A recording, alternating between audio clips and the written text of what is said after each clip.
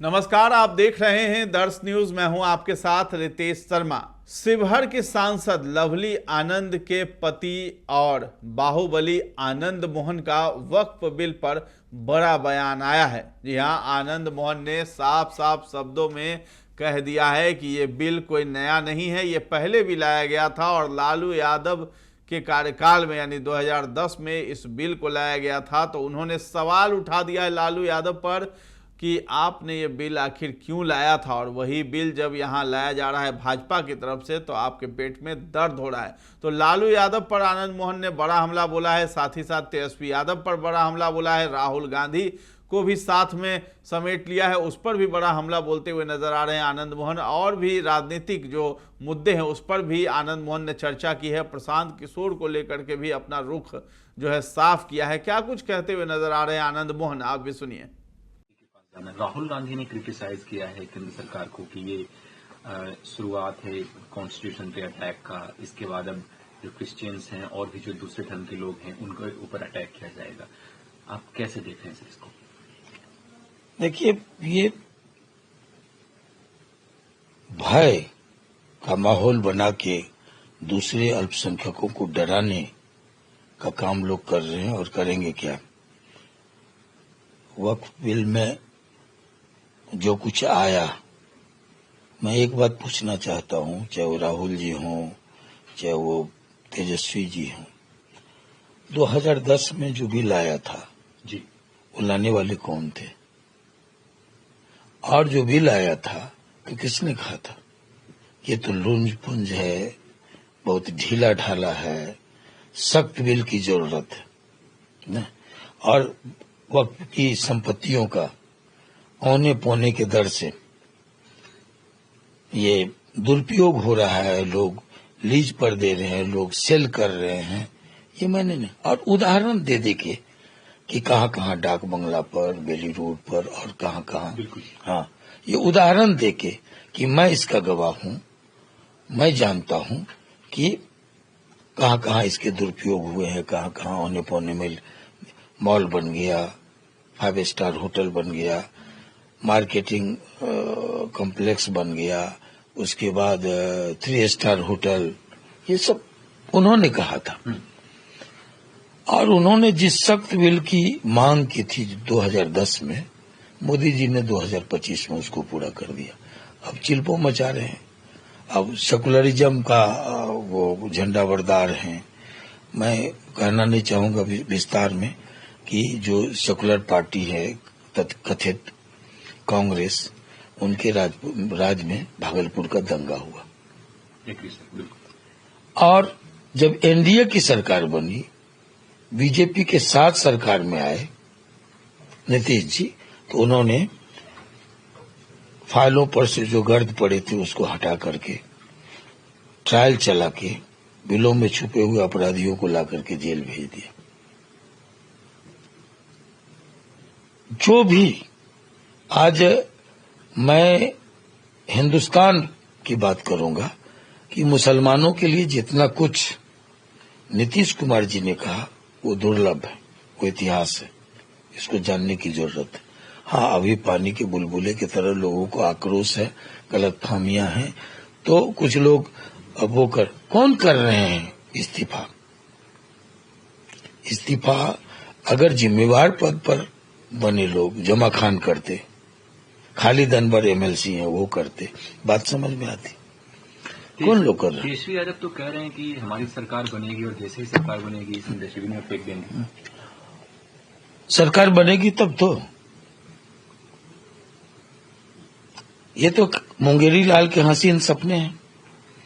सरकार बनेगी तब तो, बनने दीजिए, फिर उस समय देखा जाएगा। अच्छी बात है। कुछ एक लीडर जो अपने आप को जदयू के बता रहे हैं, उन्होंने पार्टी छोड़ी है और बाद तेजस्वी यादव से जब पूछा गया कि उनके लीडर्स पार्टी छोड़ रहे हैं, उन्होंने कहा कि जदयू जो है वो टूट जाएगी। आप देखिए, बीजेपी जदयू को बस चुनाव तक ही साथ रखेगी, उसके बाद क्या होगा हम आप सब अच्छी तरीके से जानते हैं। सर, आपको क्या लगता है जेडीयू के अंदर क्या चल रहा है? देखिए, जेडीयू के अंदर क्या चल रहा है इस बात को छोड़ दीजिए। उसका नाम ही है जनता दल यू, एकीकृत जनता दल, जो एकजुट है। अब आरजेडी में क्या चल रहा है वो उनकी चिंता, इसकी चिंता वो करे, है ना। एक ही सवाल पर वो कहते हैं कि अब संघ के गोद में बैठ गए, अब वो सेकुलर नहीं रहे। पिताजी कहते हैं कि आओ भाई, दरवाजा खुला है, आप सेकुलर लोग, हम लोग सेकुलर, आप हम सब साथ मिलकर चलें, सरकार बनाए। तो इस सवाल पर भी मतभिन्नता है। जहां तक वक्फ बिल का सवाल है, उस पर भी मतभिन्नता परिवार में देखा जा सकता है। जैसे ये कह रहे कुछ और उन्होंने कहा था कुछ, ऑन रिकॉर्ड सदन के अंदर कि ढुलमुल है, ढीला ढाला है, सख्त बिल लाओ, हम साथ देंगे, पास कराएंगे। ये तो अंतर्विरोध है आपस में।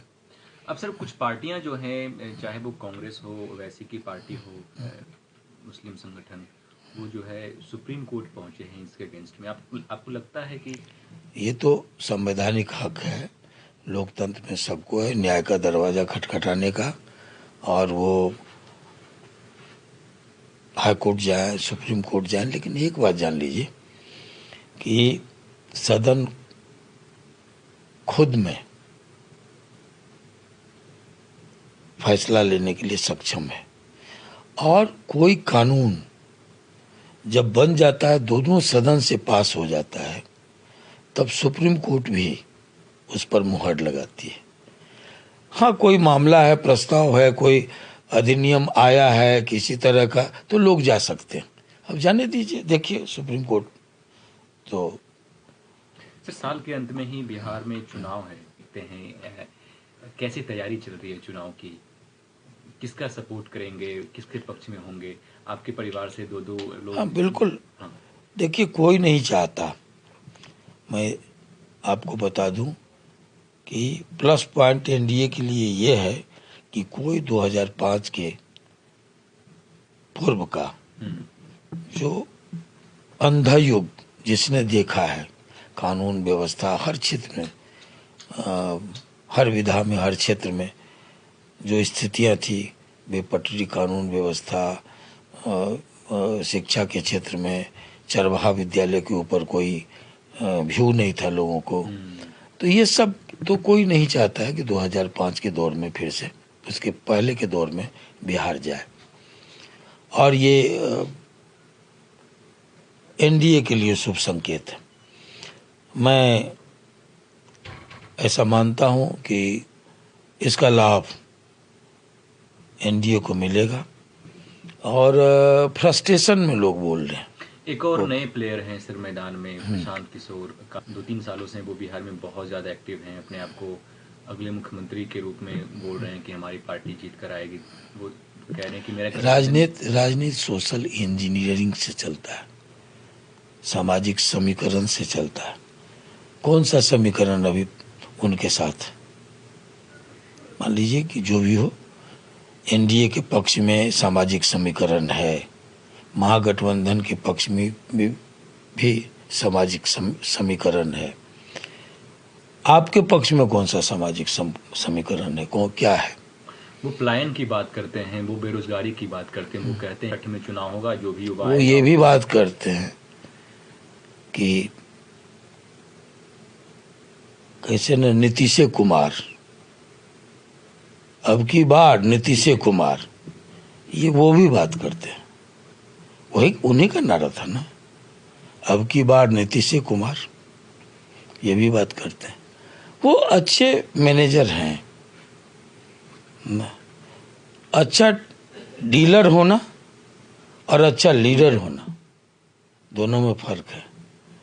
अब प्रशांत जी कर रहे हैं कोशिश, सबको राइट है, लेकिन मैं देख रहा हूं अभी कि दो ही तरफ सामाजिक ध्रुवीकरण है, या तो एनडीए की तरफ या फिर महागठबंधन की तरफ। तीसरा, बहुत सारे लोग आए, मैं इसलिए कह रहा हूँ, व्यवहारिक बात कर रहा हूँ, बहुत सारे लोग आए। जो लोग आए इनसे ज्यादा पॉपुलर थे। ओवैसी जी आए, उपेंद्र कुशवाहा जी आए, चिराग पासवान भी आए, अरुण कुमार भी आए, बहुत सारे लोग आए। पप्पू यादव भी लगातार लगे रहे कि नहीं लगे रहे? बिल्कुल। सारे लोग तीसरे विकल्प के लिए, नागमणि जी लगे रहे, तीसरे विकल्प की बात की। सारे लोग या तो इधर गए, इस पार्ट में गए, चाहे उस पार्ट से सटे, बीच में कुछ बचा नहीं। अभी इनका प्रयोग चल रहा है। तो इन्होंने जो 4 सीटों पर चुनाव लड़ा था, 247 पर एक व्यक्ति के लिए लड़ना टेढ़ी खीर है। जब 4 सीटों पर आप लड़े और रिजल्ट ढाक के 3 पाता है, 0 के बराबर। जी हाँ, बिल्कुल। तो फिर आप आगे देखिए क्या होता है। कांग्रेस भी अपनी नई टीम बनाई है, जो उनसे जो पदयात्रियों की कमान जो उनसे ले लिया गया है, नई टीम है, नए प्रभारी हैं, नया अध्यक्ष है। कन्हैया कुमार उस पदयात्रा में शामिल हैं। पदयात्रा है, पलायन रोको, रोजगार। देखिए, बिहार कांग्रेस लालू जी के ड्राइंग रूम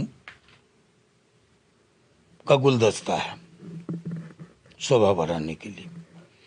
अब वो से निकलने की छटपटाहट है, कोशिश है। तो इस कोशिश में नई टीम खड़ी हुई है। तो ये तो पार्टियों का राइट है। उनको लगा होगा कि हाँ, कुछ लोग लालू जी के प्रवक्ता बन के बैठे हैं, तो नया प्रयोग हुआ है, अच्छी बात है। लेकिन फिलहाल अभी जो स्थिति है कांग्रेस की, वो बहुत मेहनत की ज़रूरत है, बहुत मशक्क़त की ज़रूरत है। ठीक है सर, थैंक यू। पदयात्रा चल रही है 2 पार्टियों की, एक जनसुराज की और एक कांग्रेस की। दोनों पदयात्राओं को आप कैसे देख रहे हैं? क्या चुनावी फायदे के लिए ये कर रहे हैं, या फिर क्या इससे लगता है आपको उन दोनों पार्टियों को चुनाव में कुछ फायदा होना है? जितना मैं जानता हूँ, पदयात्रा इस देश में 3 ही शख्सियत ने की। एक महात्मा गांधी, जिनके सामने लक्ष्य था, उद्देश्य था स्वराज, स्वाधीनता। दूसरा था ये जो गैर बराबरी थी और जमीनों के मामले में असमानता थी। तो उसमें संतुलन बनाने के लिए, भूदान के लिए निकले थे विनोबा भावे कि भूमिदान करो और उसको गरीबों में बांट कर एक सामंजस्य स्थापित करो। उनके सामने भी एक महान उद्देश्य था। तो दूसरे पदयात्री थे आचार्य विनोबा भावे, और तीसरे पदयात्री थे हमारे गुरुजी, पूर्व प्रधानमंत्री चंद्रशेखर जी, जिन्होंने देखा था भूख, बेबसी, गरीबी, भ्रष्टाचार, और उनके जहन में था इन सब के खिलाफ एक जनाक्रोश, एक आंदोलन, एक जन आंदोलन खड़ा करना। तो उन्होंने पदयात्रा की थी। आज़ादी के दशकों बाद जब उन्होंने देखा कि लोग निराश हो रहे हैं, हताश हो रहे हैं, तो वो निकले थे भारत यात्रा पर। मेरी दृष्टि में ये 3 ही मुख्य रूप से जिनके सामने उद्देश्य था, लक्ष्य था, ये पदयात्री हुए। बाद के दिनों में जो लोग हुए, 2 ही पदयात्रा, इसके पूर्व भी कई यात्राएं हुई है। तो ये पद के लिए यात्रा है, ये पदयात्रा नहीं, ये पद के लिए यात्रा है। तो आपने सुना आनंद मोहन क्या कुछ कह रहे थे, और लालू यादव पर काफी ज्यादा हमलावर थे वक्फ बिल को लेकर के कि अभी जो वक्फ बिल आया है उसका लालू यादव, तेजस्वी यादव विरोध कर रहे हैं। लेकिन उस वक्त कहाँ थे जब 2010 में उन्होंने बिल लाया था? क्या सोचकर उन्होंने ये बिल लाया था सामने? अब उसी का जो है भाजपा ये बिल लाई है, संशोधन करके उसको फिर से प्रस्तावित कर रही है। लोकसभा राज्यसभा से पास हो गया, और उसके साथ ही साथ आज राष्ट्रपति की तरफ से भी इस बिल पर मुहर लग गया है। तो ये सब कुछ कहते हुए आनंद मोहन नजर आ रहे थे। तो फिलहाल इस खबर में इतना ही है। दर्श न्यूज के साथ बने रहें, और अभी तक हमारे चैनल को आपने सब्सक्राइब नहीं किया है तो जरूर कर लें। धन्यवाद।